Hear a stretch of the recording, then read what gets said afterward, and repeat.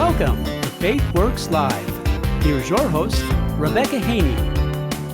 It's that time again, ladies and gents, my friends, my neighbors, Romans, countrymen, and good old-fashioned Iowans. I'm glad that you're here. No matter where you're listening from right now, we're going to talk real talk about what matters here on Faith Works Live. Hi, Rebecca Haney here, and in the house, we have one of the greats. You know him, you love him, one of our favorite Iowa caucus analysts. He is a constitutional conservatarian. He's been a campaign organizer, a grassroots mastermind, and he's homeschooling, homesteading, dedicated dad and husband, all the adjectives, aspiring metaphysician, and my friend Joel Kurtinitis is our special guest today. He's going to break down everything about the Iowa caucuses, just about 60 days out. So welcome, sir, welcome. Thanks so much for having me on. I couldn't help but think of, when you're running through the always growing list of titles that you heap on me when I get on the show here. I just couldn't help but think of Pirates of the Caribbean. There's lots of big words in there, Missy. We're not but humble pirates. Yes, I like that too. It's a lot of titles for a guy that spends most of his time tinkering in the wood shop. So yeah. Well, then next time, because you asked for it, I'm just going to say a man who needs no introduction. And then expect you to talk. Or just a guy that tinkers in the wood shop. That too. We'll go with that next time. Let's listen to his opinions. Yeah. Well, I know things are pretty crazy just in life. And I think a lot of people are in that life is crazy stage right now. You've got people that I, for example, refuse to give in to the cultural pull that dictates we must go straight to Christmas. I'm a big fan of Thanksgiving, and I will staunchly stand. I will die on that hill. I absolutely will not. I will defend my turkey and my cranberry sauce and all the American heritage that goes along with it, the message of gratitude. It is my favorite holiday. And so, it's just one of those things that maybe I'm the last remaining stalwart that will be flying the flag of the Pilgrims and the Mayflower. I don't know, but it's a busy time for us. And I know that it's busy for you. But the Iowa caucuses are about 2 months away at this point. And I want to get a lay of the land from someone whose ear is to the ground. And full disclosure for those listening, you are on the part of the DeSantis camp. You've declared your support for Ron DeSantis in the caucuses. And I'd love to get your overall take on the lay of the land. Where's the landscape for the average Iowa caucus goer right about now? Sure. The lay of the land right now is not too far removed from the last time that we talked about it, where Trump just has a wild lead in front of the rest of the pack, which you would expect for a former president, right? So that lead has pretty much stayed consistent over the rest of the field. What has been traded among the other candidates has been, the 2%, the 5%, the 8%. It's everyone else squabbling over scraps. That's what we're looking at right now. The interesting dynamic is that Trump could have a united front against him, depending on how many more candidates drop, because we've seen a couple of drops here recently. And so that's the dynamic that's at play in Iowa right now, is kind of seeing who in the activist groups and likely caucus goers groups is up for grabs now that different candidates are removing themselves from the race. I think that's one of the biggest questions, is how much play is there in any of these numbers? Like, had the assumption based on Trump's wide lead poll wise is that there's really no room unless all of the all of the non-Trump voters unite around basically one candidate. And that doesn't usually happen at the caucuses. There's almost always, like, the top three is considered a very respectable finish in the Iowa caucuses. I just don't know if there's room. We've talked several times about how different this year seems to be. We're kind of in uncharted territory as far as that goes. But I'm not sure I can predict this one. Honestly, usually I feel pretty confident in my ability to guess at least somewhere close, having been through this for several different caucus cycles. This one's stumping me. It's a tough one to call. I think that really, as far as Iowa is concerned specifically, it's not necessarily as much about the placement as it's been in other years, because there is, the elephant in the room, because there is Trump and he's a clear front runner, and, the polls have got him, lapping everybody else in the race at this point. It's really just about poking a hole in that invincibility. That's really kind of what the key is. If you're playing in the Iowa caucuses right now and you're really investing in Iowa, what you really want to do is show that Trump is vulnerable. And there is no better place to do that than in Iowa. And you've been watching this long enough to know the polls here are not reliable as far as what's going to happen on caucus day, because a caucus is not a primary. It's not as reflective of the disengaged general voter as perhaps a primary would be. It's more toward the party activists. And so I think if there was any state that was prime for a candidate who wanted to challenge Trump to get in there and say, hey, you're not invincible, I can challenge you, this would be the place to do it. And I think that's the goal of a lot of candidates here. I agree with your analysis that those overall polls usually don't reflect the returns on caucus night. The caucus surprise is well known oftentimes. And I would say particular for conservative candidates, although it did happen as well on the Democratic side, where Hillary back in 2008 was considered the heir apparent for the Democratic nomination. And Iowa really surprised everyone when we picked Barack Obama. So, we're well known for our beloved contrarian ways. Very difficult to poll. We don't have one major, a few major media outlets or something that tell everybody what to think, where you just blast ads to everyone and then expect to win the day on caucus night. It doesn't work that way. You really have to, I believe, work the ground. You have to have the volunteers. You have to go door to door. You have to make the appearance at all the county GOP functions and the fundraisers and, shake hands and go to the state fairs and get to know people in Iowa. Exactly. That's kind of the expectation around here. And, we like to think that we get an inside look at who these people really are. So it's not just about being impressive. And I mean, people like Mitt Romney found that out to their detriment, that we were not impressed with the typical politicians. We really want to see who people really are. And to that effect, there's candidates that spend a lot of time in Iowa. And then I think you can tell the ones that don't. For example, no names, Chris Christie. I think that says a lot. Well, yeah. And I think that's another area where if you're asking me from a strategic perspective, I think that Trump's maybe making a calculation error in this by not visiting Iowa and not paying any attention to the state, because Iowans don't like being snubbed. This has come up in many elections before, where high-profile candidates either waited too long or did not take Iowa seriously. Rick Perry comes to mind, and then flamed out early and really had no representative groundwork or groundswell or support in the caucuses. And that's one of the reasons why, as Iowans, we take our responsibility as first in the nation. We take it very seriously, and we want to know that you're committed. We want to know that you'll show up. And I don't think that a lot of folks here are okay with even a former president just kind of coasting through an election cycle. I feel like there's an opportunity for especially someone like DeSantis he's on pace to cover all 99 counties and do the full Grassley. I think there's something to be said for that. A lot of folks respect that work and that diligence that goes into it. Well, I agree. And the race has narrowed. So as we're speaking, one of the big points politically is that Tim Scott has suspended his presidential campaign. So that's like 2% for somebody. Right. So I don't know exactly who's going to benefit. That's maybe a question I should ask my expert guest. What do you think? I mean, it'll be hard to trace. Typically, groups like that scatter, and what's interesting about it is if you're looking at it from a national perspective, the scattering might not make a lot of sense. But here in Iowa, when you look at 2% of likely caucus goers, especially, you're talking about Republicans that are usually engaged in their county parties. They're familiar names within the conservative community or within the Republican community, I'll say. That scattering takes a different shape. It takes a much more social than political shape, because a lot, if you were working for Tim Scott's campaign, for instance, well, now you're falling back to your second choice, and your instinct is going to be to try to pull as many people as you can with you. Yeah. And those folks may not all fall the same direction. So there's typically some splintering that goes on, and it's not usually a clean 2%. However, in this case, I mean, there is a natural human tendency to want to find a winner. And if you have ruled out Donald Trump, a lot of people will gravitate toward that second place candidate.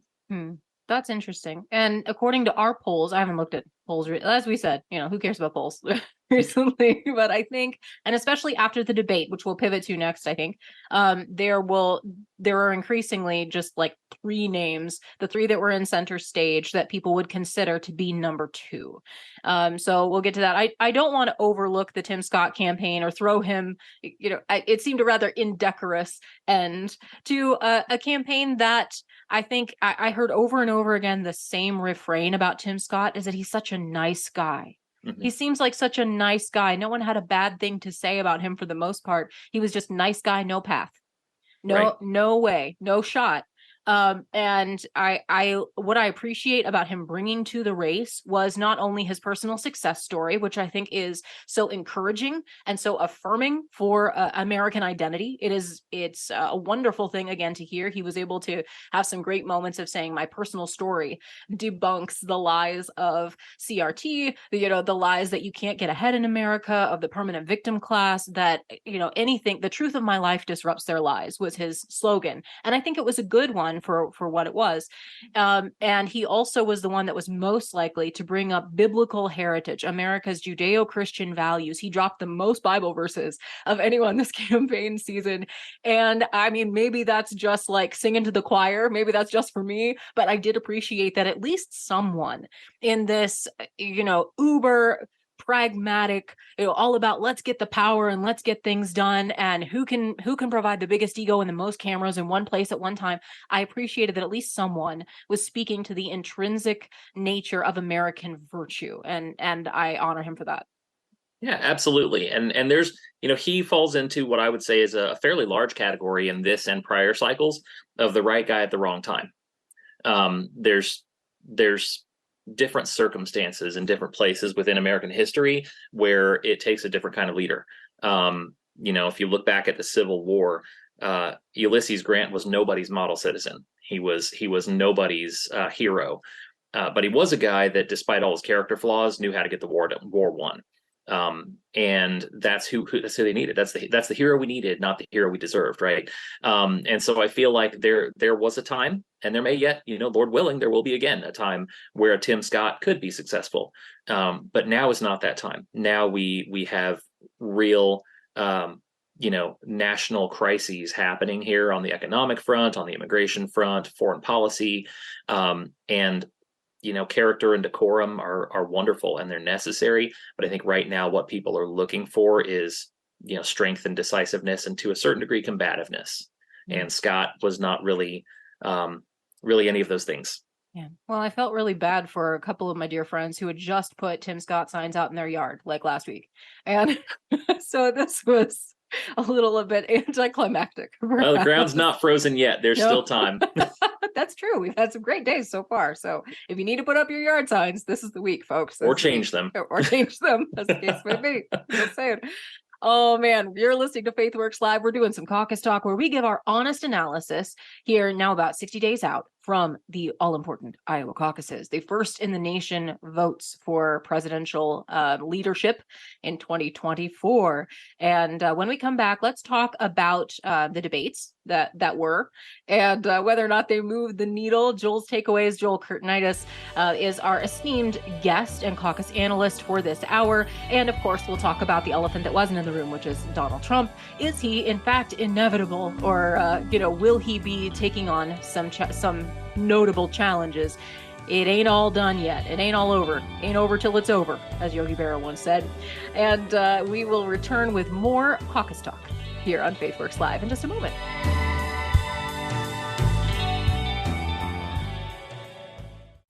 In today's world, security has never been more vital. And at FaithWorks Live, we're proud to partner with VeriGuard Security. It's a professional physical security service, and they're really raising the bar in security and private investigations. Whether you need a team of professional officers to protect what you have worked hard to build, or their mobile security units for multiple properties or large locations, from business or corporate properties to your home or neighborhood. Perhaps you've got an event coming up. They secure quality security coverage for events large and small, because it's about peace of mind and protecting you, your family, your team, and your property.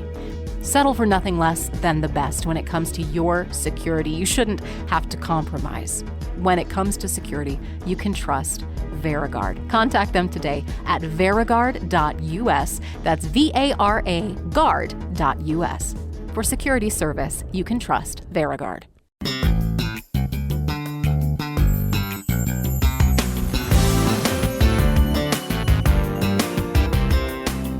Pull up a chair, lend an ear. Glad you're here. This is FaithWorks Live. Rebecca Haney here. We're doing some caucus talk with my friend and caucus analyst, Joel Kurtinitis. I'm just going to call you that because every time I add an adjective, it's like he needs another space on his business card. So we can't afford to keep replacing him all the time, folks. But we're talking about the caucuses, about 60 days out. Tim Scott is out as of right now.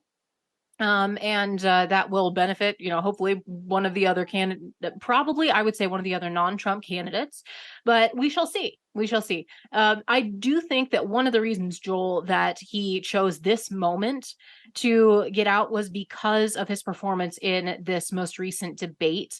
I think it's become clear that that was not the stage for him, and it seemed like every time he and any non-Trump candidate at this point needs that focus. They need their 15 minutes. They need their attention. They need to do really well so that those debate performances can springboard folks into thinking of them as an actual contender, someone that can go toe to toe, not just with Donald Trump, but ideally with Joe Biden. With the Democrat candidate, I'm leaving, I guess, a back door there for if some of those conspiracy theorists turn out to be true. But we'll just put a pin in that one for later. Never let it be said that I let my tinfoil hat grow cold. Anyway, Joel, what do you think as we turn our attention to this most recent debate? First of all, did you watch it? I saw clips of it the day after. Okay. We had a family get together the night of the debate, but I caught up on the next day. Okay. So then from what you've seen, I think you're like most people then. You had a life. But I think from my takeaways, because I did what we DVR'd it or whatever you call it, whatever the kids call it these days. So after Bible class, like they keep putting it on Wednesday night, which is not good for the church crowd. But so later we caught up, Matt and I watched it with popcorn. And because we're cool like that, that's date night at our house. And we had some interesting takeaways. I thought basically the top three people that anyone came away talking about were Ron DeSantis, Nikki Haley, and Vivek Ramaswamy. Tim Scott and Chris Christie were at opposite ends of the stage. They're at opposite ends of the spectrum. And I think both of them were names that people were waiting to drop out anyway, like, why is he here? But that's just based on the feedback that I thought and that I heard. What did you think of what you saw? Well, I mean, in the incentive structure in a debate is that you want to climb on the rest of the field in order to stand on top of them for the cameras. And so if you're a candidate who's at the far left or right of the stage, it's pretty rare that you have you're really not even going to sustain attacks because nobody considers you worth dogpiling on. And it's there are exceptions to that rule. You've got the occasional Gary Johnson moment where he made fun of his neighbor's dogs, created more jobs than Obama did, I think was his line. And it was you have moments like that where somebody can get a laugh or get a moment, but for the most part, it's going to be people strategically attacking those they think they can peel support from. And the fireworks between Haley and Vivek were kind of satisfying personally. I thought it was really good to see them. I thought it was inevitable, I'll say, not good, but it was certainly inevitable for them to eventually cross swords. And I thought most of those fireworks actually went in Vivek's favor. Obviously, he overstepped with Nikki Haley's daughter. I felt like that was not in line with the rest of his approach, and I think the crowd reflected that as well. But certainly poked a lot of holes in Haley's kind of rise over the last week or two, and I would not be surprised to see her sort of plateau and then potentially tail off even after Scott drops. That's really interesting because I think there's a lot of folks, and maybe it's just the more mainstream kind of like Fox News conservative analysts that are saying, well, look at Nikki Haley and look at what a star she was coming out of the debate. Look at how she took that and turned that machine gun right around. Isn't she boss babe? But those are also the people saying The Marvels is a great movie. Point taken. No, I just, and I think, honestly, I think this is sort of preference and affirmation. It is a confirmation bias might be another way to look at it, is that if you liked those people going into the debate, you're going to be more likely to affirm their performance was great. They said the things you wanted them to say because you like them and because they say those things largely. So it's sort of that feedback loop. But I did think that Vivek came out. He's a strong debater. You can tell he has fun on that stage, that he's well prepared. And that this is an area where he thinks I've got the upper hand. This is my time to shine. In stern contrast to someone like a Tim Scott, for example, where he was never comfortable on the debate stage. And I think even Ron DeSantis, And I thought he had good substantive answers, but he doesn't have that natural kind of flair on the debate stage. He looks like, I've got points that I want to make. Here's the things I want to say to come across to the people. Here's the message that I want to send. It doesn't look like it's a natural part of his personality. I don't think he's a performer by nature. I don't mean that as a criticism. Just analysis wise, you probably don't need more performers and more actors to sign up to be your politicians. I mean, I don't know that. I mean, maybe have we had enough of reality show politics? I don't know. Maybe not. We'll see. I guess the election bears me out. I just think that it's fascinating to watch those different personalities on stage next to each other. Yeah, and you can certainly see the influence of, or I guess I'll say the comparative influence of the consultant class come out on the stage. I mean, these folks are pumped full of data and responses and all of those things before they ever stand on the stage. And I think you're right. I think Vivek enjoys himself at this. I think he's okay being responsive and reactive. I don't think he goes in with any canned scripted speeches beyond his opening and closing statements. And I think that's one of the things that honestly a lot of folks that I am acquainted with in the area have gone for Vivek for that reason, is that he's kind of especially in Iowa, you do get tired of hearing the canned speeches. And when you go to, an event live in person, at a campaign stop in Iowa, and then you hear the exact same thing that night in the debate, it does get a little bit old. It makes you wonder, is this real person, or am I just reading campaign mailers, and hearing them recited on stage?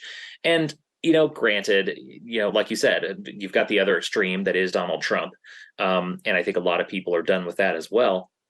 But being too scripted can be a net negative. And so I think that was honestly the biggest, that's the biggest advantage that Vivek enjoys up there, is that when you hear the responses from Haley or from DeSantis, or I think, Chris Christie, you're looking at a very quick risk reward analysis that they're doing. There's a risk reward calculation going on there that says I'm allowed to say this, but not this, and I'm allowed to say these things, but not those things. Yeah. And people smell that. It might not be apparent to everyone watching that on a national scale, but those of us that have been in politics for a while, you can smell that.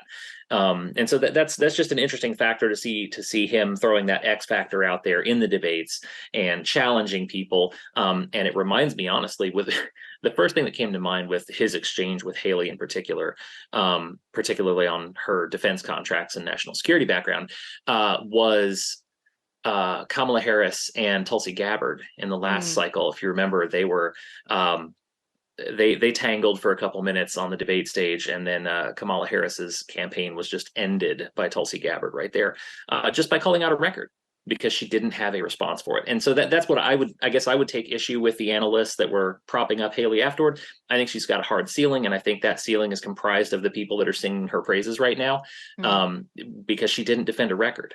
She didn't say a word to defend it. She just changed the subject and made a crack about high heels. So, if you can't stand on your record, you're really going to be vulnerable, whether it's Vivek coming after you or Chris Christie. Yeah. Can we talk about issues for a minute on the subject of the debate? I thought on the whole, the questions were substantive. I still can't believe we've had questions about aliens in a GOP presidential. It was a pretty, maybe low bar for the last couple of debates. This one, they did fine. I thought substantive. There are other questions I would have thought and considered more important, but they were substantive. People did get into issues. We talked a lot about China and foreign policy. Obviously, Israel was top of mind as well, and so foreign policy played a big role here. Is that something that you think is going to drive the debate, or have they missed here in Iowa? Sorry, is that something that you think is going to affect the caucuses and then the general electorate overall? Yeah, I think foreign policy is a big deal, and I think it's grown increasingly so as the scope and scale of U.S. foreign operations has shifted, because it's not just the recent things that are going on with Israel, which are huge and substantive, but people are tired of the fighting in Ukraine too. And I think rightly perceived that it's in many ways a money laundering operation. They're watching our taxpayer dollars go. This came up in the with Tucker Carlson when he was moderating the Family Leadership Forum debate. People are very concerned about the things that are going on wrong right here in America, as we have a crisis at the southern border and all these things, and yet we're sending all this money overseas There was a time where I think that would have gone unquestioned, especially among the conservative ranks. I think that time is long past. I think the age of the unquestioned military budget is pretty well over at this point on the right. And so and in fairness, I think Trump's been a part of that. I will credit him with being the first president in my lifetime not to start another war. And so I think he's really called into question a lot of these overseas entanglements. And so I think that Iowa voters are going to be moved by a foreign policy discussion. It remains to be seen which way. But I will tell you, I think the finger in the wind on that one is Nikki Haley. Because if you are with Mike Pence out of the race, I think if you are more neoconservative in your leanings, you're going to be behind Haley. And so if she hits a hard ceiling like I expect, that'll tell you where that foreign policy first support is coming from. That's interesting. I'll have to figure that into all of into my brackets. I don't see a lot. I have seen a couple of Nikki Haley signs. I'm not seeing a lot of yard signs, which is often, one of my great joys is that you go around, you count the yard signs when you look at people's Christmas lights. That's kind of the Iowa tourism tour of homes. I like to get a feel for where my neighborhoods and my communities at, where my people at. And it's hard to do that this time. The only signs I'm seeing are Donald Trump signs. And now just very, very occasionally, I'm seeing some others like Nikki Haley or an occasional DeSantis maybe crop up. I think I've seen like one Vivek sign. And maybe that's just where I am out in the beautiful Mayberry rurals of Iowa. But I'm surprised that I'm not seeing more colorful support.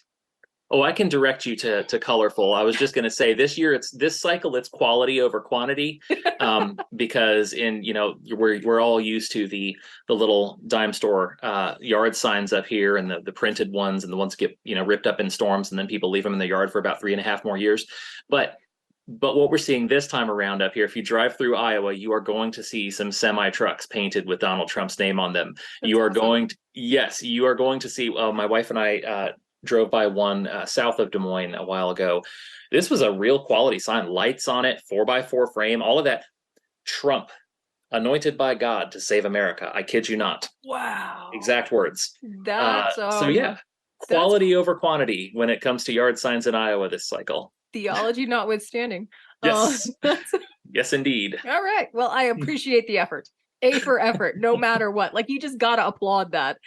I know some families that have had their yard signs. They were Trump supporters and they had their yard signs stolen. She said they had like 4 different times they've had to replace their yard signs, that's not cool. Iowa, like, whatever you think, just leave their signs. You put up your signs in your own yard. That's the property line. Okay. You can judge your neighbor for being crazy, but don't steal his yard signs. There's a line. Okay. We know this. Mm-hmm. Oh man. Speaking of Donald Trump, do we need to cover anything else in the debate? I guess first and foremost, who do you think was the winner? So I don't know that there was a clear winner. I think that Ron DeSantis probably avoided the most direct damage just because he stayed out of that particular tangle and then, was able to not really engage in any drama. I think that Vivek continued doing what he has been doing all along. And so his supporters are going to be amped by that. And the people that hate him are also going to be amped by that. But I do think there is one more thing that needs to be covered from the debate as far as Haley is concerned specifically. And that was her answer on abortion. Now, yes, I was just thinking that. Thanks for bringing it up. My family's, involved in the pro-life movement here in Iowa. I know yours is too. I really, if I have anything to say about it, and I think a lot of other conservatives that I know feel this way as well, she's not going to get away that easily with a statement that sounded like it was right out of a pro-choice playbook. In a very important part of the debate, talking about Ohio's drastic amendment regarding abortion. And here we have a Republican on a national stage basically making the case for pro-choice, for the pro-choice position. And to me, that was just shocking, even from a strategic standpoint. Even if she did quietly believe that, I can't believe she said it out loud. Just terrible. And they're doing damage control now already on the sites I've seen. But just a terrible move. And I think that will actually hurt her more here than anything on foreign policy. Yeah. Well, and I actually can believe that she said that because she said it to my face during the CNN town hall a couple of months ago. I got to ask her the question about life. I said, I just wanted to know what's your plan. And so she said in more, I think, vague terms, pretty much exactly what she said on the debate stage. And so she's been off my list for some time just because of her stance on that. And you can call me a single issue voter if you will, but when that issue is life and death, I mean, I can't think of a more important issue. So yes, if I can't trust you to defend the rights of my preborn children, then none of our rights are safe. I can't trust you to defend any of them. Yeah, it's a prerequisite, and it really calls into question her understanding of constitutional government too, in my opinion, because that presumptive right to life, and the way that she phrased it in particular about needing a national consensus. Mm-hmm. No, there's no such thing as a national consensus on your right to life. Everyone in America can vote you to die tomorrow. You still get to live.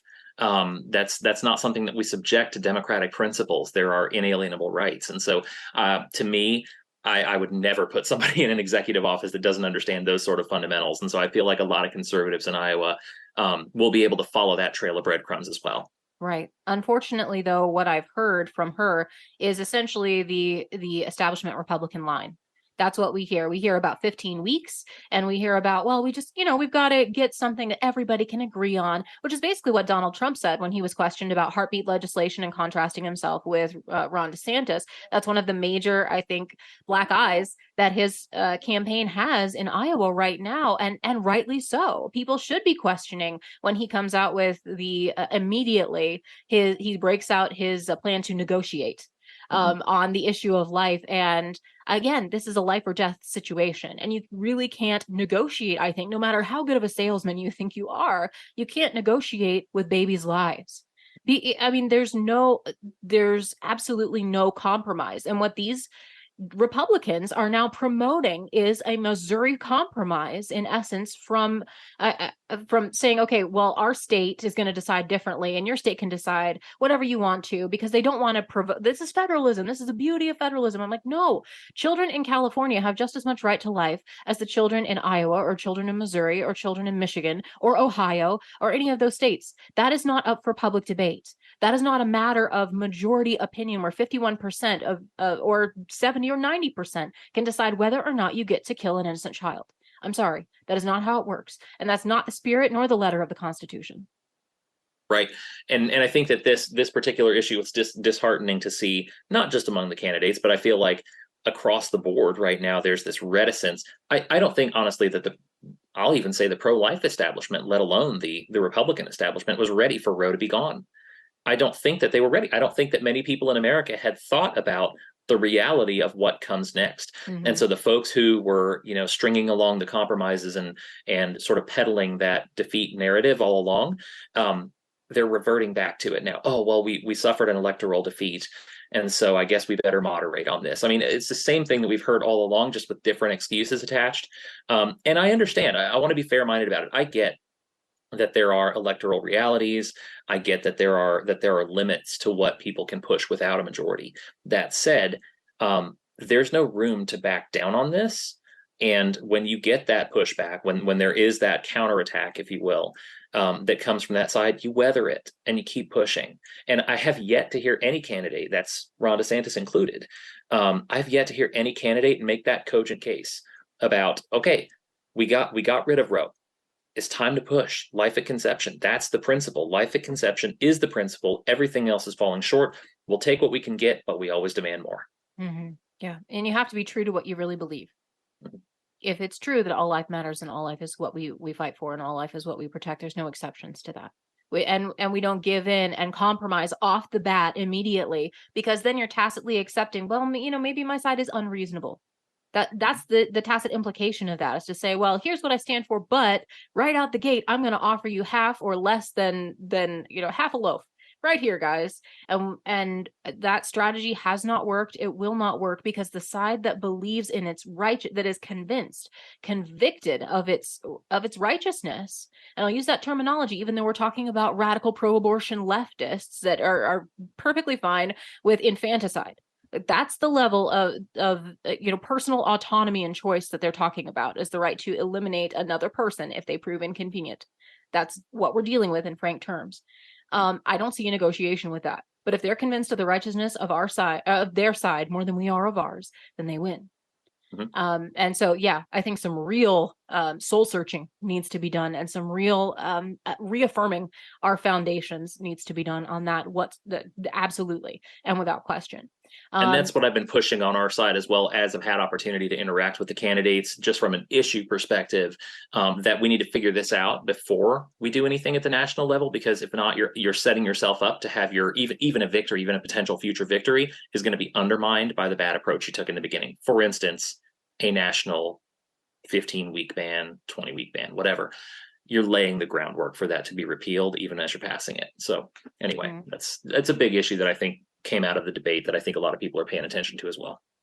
Yeah, and it's one that I'm uncertain that the presumptive nominee of our party at this point is willing or able to lead on effectively.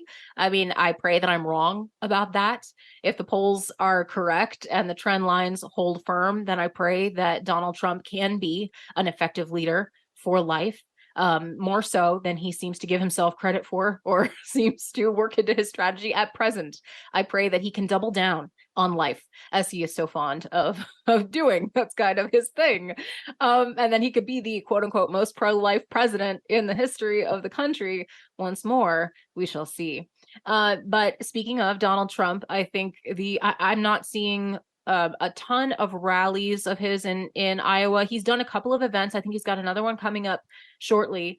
But he hasn't really done an awful lot in terms of the circles in which I hang out. I'll say that, like the Faith and Freedom Values voters, our wonderful friends at the Family Leader, all the events that they do. They've got a big event coming up as well. That's always it's actually a really nice and novel approach to an event. They do it kind of like a Thanksgiving table, and they just bring all the candidates that are interested. They invite all the candidates, and they bring them around, and it's not a debate or a hard-hitting interview as much as they are just really trying to get to hear their heart. And so they ask questions, and they have a big conversation around the dinner table, as it were, which I love that approach. I think that's fascinating. I think you see a lot. It's revealing. It's also uniquely Iowan, I think American, as that type of approach. We all know that there can be some uncomfortable and yet important conversations that take place around the holiday dinner table. Donald Trump, as far as I know, has not yet indicated that he will attend. He hasn't done very similar, really any, I think, similar events this calendar year with the conservative groups that I know of. And I think that's a mistake. I really do. But I know he's busy in court. So I guess maybe that's part of, he's got a busy schedule right now between arraignments and indictments. Yeah. And I think that honestly, if I were on his, if I look at things from a strategic point of view on his side, I think there's this understanding, or this idea anyway, that he can afford to lose Iowa. Looking at national polls, looking at other state polling, the early states are starting to tighten up. But I think that, there's no chance that he's going to drop. He's got universal name recognition. He's got a lot of things playing to his favor on the mass media stage for upcoming primaries. And so I think that only recently have they had any sort of inkling that there was any threat at all, even in early caucus states. And there's been a little bit of it seems like there's been a little bit of a scramble to get his ground game up and running again. Because I think, once again, I think the impression was it's already over. We've got this locked up. Nobody else can really make any significant play. And so we just need to show up we just need to have the same folks that carried us last time come back in, and it'll happen again. And so I think that's what potentially might be driving that lack of immediate investment in Iowa. But I agree. I think it's probably a mistake, considering, again, it's not a primary state. And if you're looking to end the race early, it's kind of like, make a football analogy. You don't want to go into prevent defense too early, right? Because you're going to give up yardage. And so in this case, I think, there was an opportunity to sort of stomp out the smaller candidates here in Iowa with a decisive win. I think that the failure to invest here and the failure to engage Iowa voters when other candidates are, could potentially let other candidates hang around or even present a real challenge. That's fascinating. Joel Kurtinitis is our guest. We shall see. I am, like I said, I'm not sure I can call this one, but at least not by the numbers. So I'm praying it up. I mean, other than praising the Lord and passing the ammunition, that's my election strategy right now, to be honest. First Amendment, Second Amendment, in that order.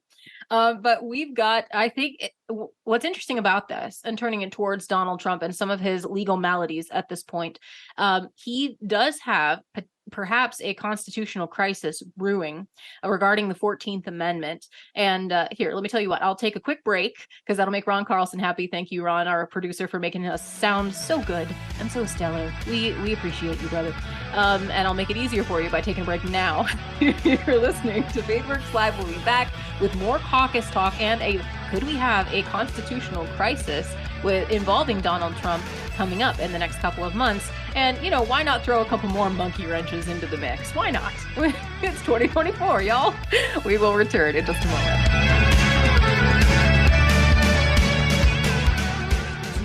When a woman faces an unplanned pregnancy, every possible emotion goes through her head. Where can she go for help and for hope?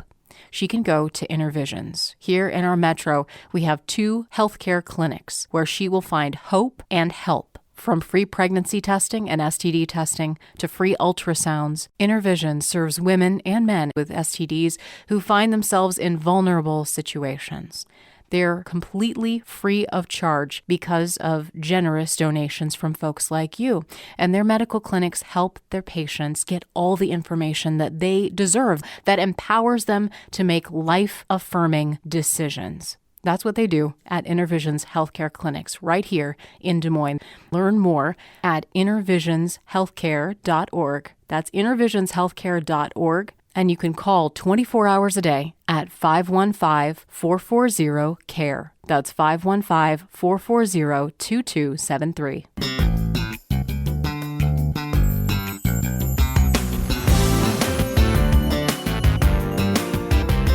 We're in the home stretch here on FaithWorks Live. We're doing Caucus Talk with Joel Kurtinitis, my friend, caucus analyst, and just a guy who thinks deeply about a lot of these things. You, my friend, are a constitutionalist. You greatly value the founding documents and philosophy of our nation. So do I.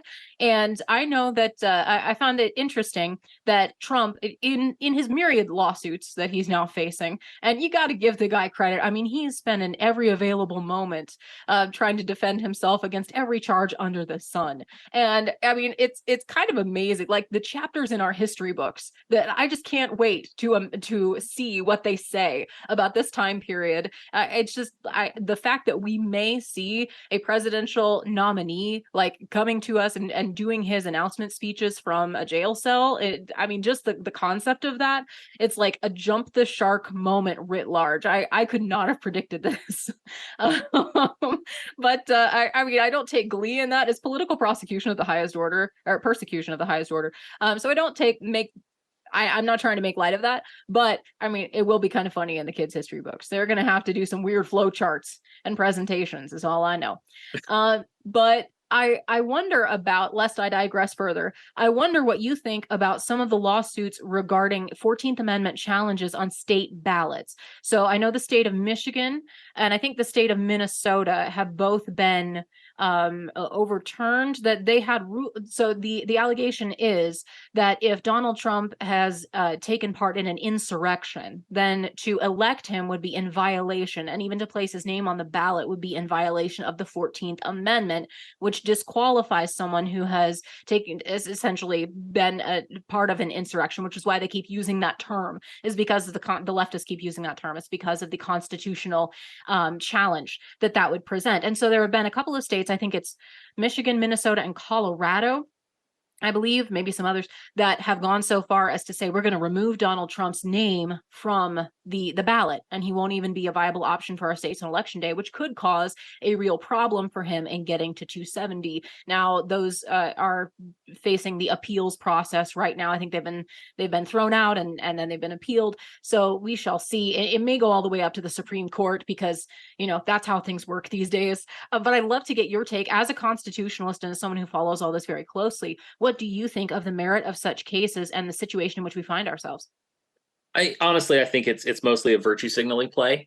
That's the left's entire playbook last election was we hate Donald Trump, and it worked so well that I think a lot of states are. Sweet. It was short, but it was sweet, and I think that they're going to play. It's back to the same playbook this time, which really plays into the persecution that you were talking about. A lot of the lawsuits, and I will gladly say that a lot of the lawsuits that are against Donald Trump right now are political persecution. That doesn't mean that they were not also his responsibility in some ways, and that his own stupidity brought some of them on. That's absolutely true too.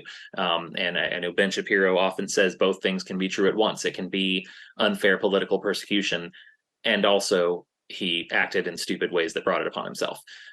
So I think that there's elements to both of those. As far as the constitutional case, though, as far as I've heard, Donald Trump has not been convicted of insurrection in a court of law. And so if it's a political term that's being thrown around and used to disqualify someone, I just can't see that standing up in court. If he had been convicted in court of an actual insurrection, I think that being thrown off the ballot would be the least of his concerns. But I think that the legal threshold for that is going to be borderline impossible. It would be difficult to find a court that would uphold that. So I think it's honestly just posturing. It's a way for the blue states to affirm their blueness and hopefully drive turnout in the coming election by causing some controversy around Orange Man bad. It's worked for them before. I will say that, and it seems like it has been working in the midterms for that's the overlooked. Again, we use the term elephant in the room. I think this is an area that we need to acknowledge as conservative Republicans that care about the future of the country and are concerned about the disastrous consequences of America's leadership falling into more and more left control. And we've seen the fruit of that. We've seen Joe Biden's not just incapacity, but then the people who are influencing him and who are operating under his auspices that has brought nothing but damage to our country. I cannot think of one positive thing that has happened under the Biden administration. Now, I'll give him credit if I can find something, but he was supposed to be the great uniter and was supposed to bring us all back to normalcy. And we were all supposed to be able to breathe easy again and be respected by the world again. How's that working out for us? How's that working out? Every single bill I have is higher now. Thank you very much. I have to choose between eggs and olive oil. Thank you very much. Like I can't trust that the average school kid knows how to read or will return home safe without a gunshot wound, but don't they know 57 different pronouns? I mean, come on. This is the situation in which we find ourselves. We have people that are scared to walk the streets alone at night, but we can send billions of dollars of aid to Ukraine. All of that's, don't get me started. All I can say, too late, she said. Now, so there are real consequences for this. I do not think Americans should sit out. I don't think that necessarily conservatives should just say, well, we've got one guy and he's the one guy, because ultimately that hasn't been working out so well for us. He's been an important factor that many people, either through willful blindness,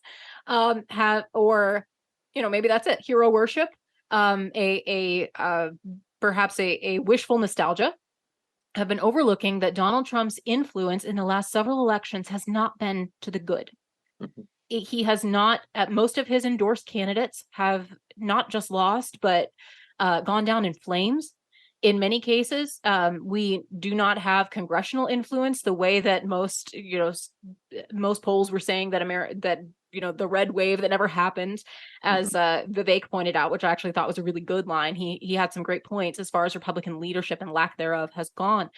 And America, there's a lot of Americans that have rejected Trump and rejected conservatism right along with it and anything that he stands for. That does not necessarily mean that all of that is wrong, but it does factor into effective election strategy. And if you're going to throw pro-lifers under the bus, which he effectively has, now hopefully he will repent of that.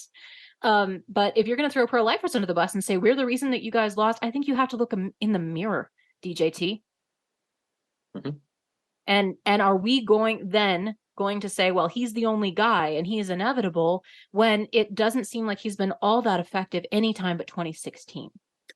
No, and I think from a strategic standpoint, again, there's a not so subtle play by the left through these lawsuits to get him nominated. I mean, this has been Team DeSantis's pitch, and I wholeheartedly agree with it. I mean, I was saying it before DeSantis even declared that the left very clearly, very obviously wants Donald Trump nominated on our side.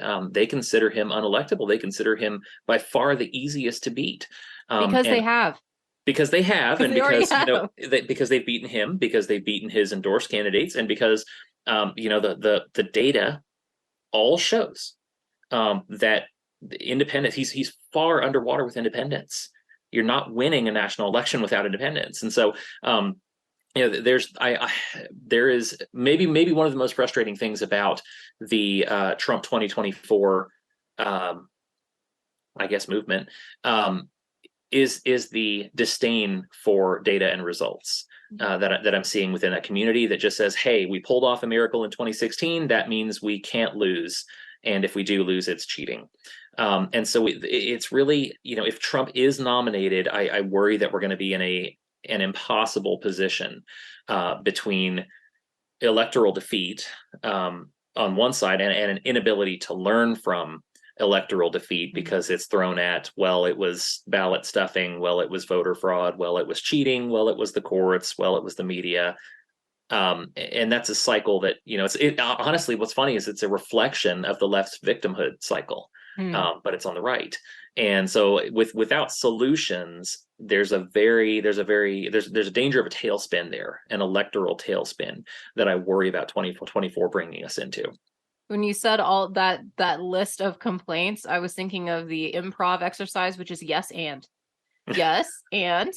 Yes, it's never no. It's always yes and. And that's exactly what happened. Yes and. Oh man. Well, and full credit to Donald Trump. I do think that a lot of the, if we're citing polls, because why not? He has improved in a potential matchup between himself and the current occupant of the White House, Joe Biden. So a lot of those polls do actually show that Donald Trump would be effective, more electable. And although who fares better than that is generic Republican. Because Donald Trump, he's presented as a love him or hate him option. And I think a lot of people do just that. I don't know that there's a lot of middle ground. There's not a lot of settling for, or he's okay, but I think you have made up your mind. He is a known quantity at this point, and generic Republican beats out both Donald Trump and Joe Biden at the polls in this stage. Well, and I'm going to put on something to keep in mind.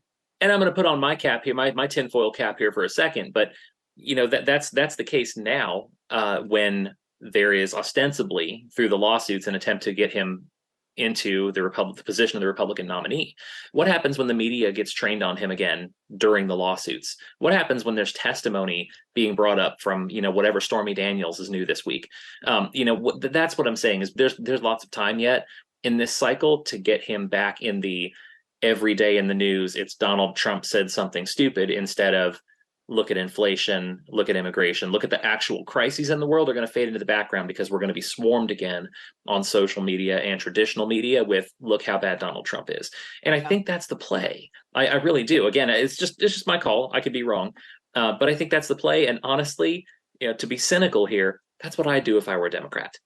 That's what I would do. Just as a strategist, that's what I would do. I would say, we're going to make this guy the nominee, and then we're going to hit him with everything we've got. Yeah. And it has worked before in past situations. So we shall see what shall come. And Jimmy, just because they might engage in that with horrible motivations doesn't mean that God can't turn, whatever bucket of slop that we come up with electorally, no offense intended, but just the worst possible mishmash of ambition, machination, and just the worst slings and arrows that we can throw out there from a worldview perspective. God can take it and make it beautiful. And he will work his will. He will never be thwarted. He will have the victory. And his throne forever stands. So I think that's an important thing, important place to end as we discuss whatever's happening in politics. Acts 17 says God is in control of it all. He says he has appointed men. He's appointed cultures, countries, their boundaries of habitation, how long they're going to stand and when they're going to fall, and to how far they shall go. Why? Because he tells us that too, so that men would seek God and find him while he may be found. So that's what's happening here and now. And it's not going to take God by surprise. He's not going to find those, 17,000 extra ballots stuffed somewhere and think, oh, well, this changes everything. No, that's not the way this works. The government is on his shoulders and he will never be outvoted. He will never be taken by surprise. He is in control. And now we have to act just in accordance with him. And that's where our confidence comes from. Let's be faithful. Let's be brave. Let's move forward, troops.